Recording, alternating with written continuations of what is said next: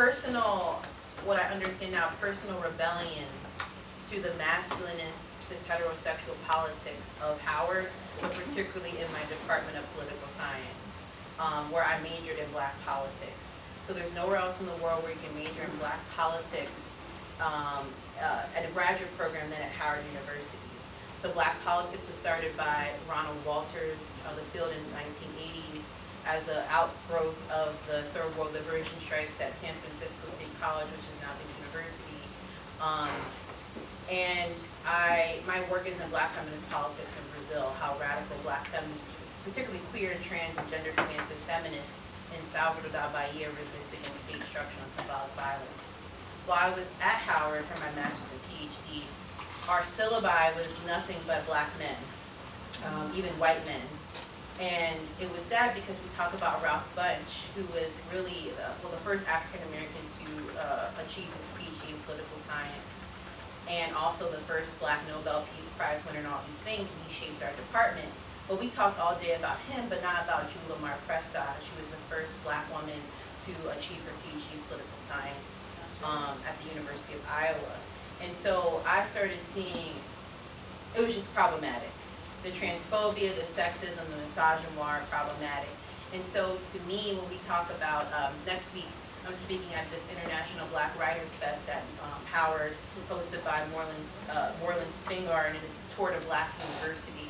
And it's an homage or an homage to Ackland Lynch in 1968 when he had a conference about toward a Black university.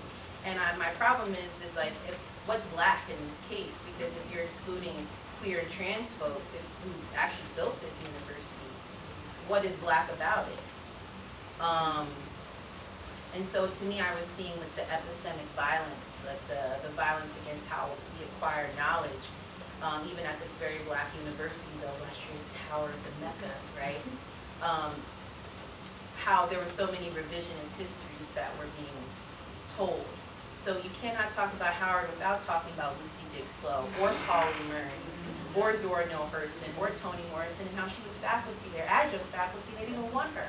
They didn't retain her.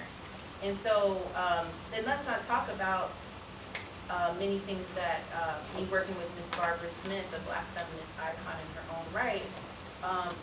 In the 1970s, she went to Howard to speak with the Company River Collective, and the violence that she experienced from Black cis men while there.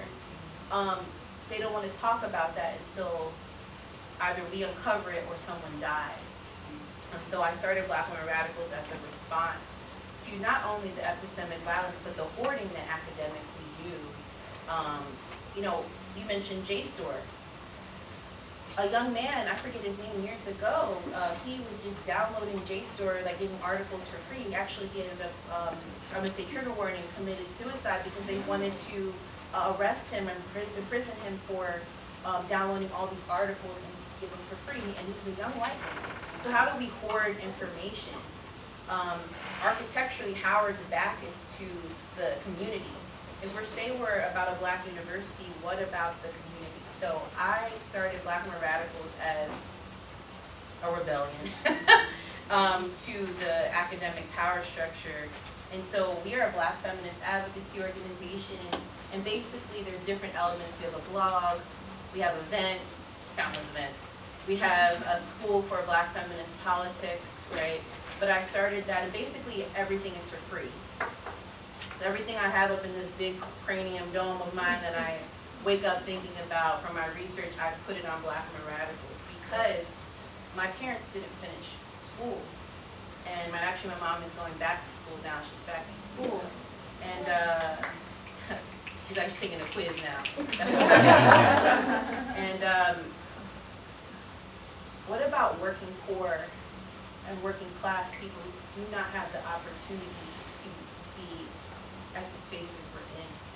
And so I was like, I want to create something for free, a database, right, an archive so that folks can access. And even with the School for Black Feminist Politics, we invite and pay Black feminists, irrespective of degree status, irrespective of status, to lead teach-ins about Black feminist politics. So we recently had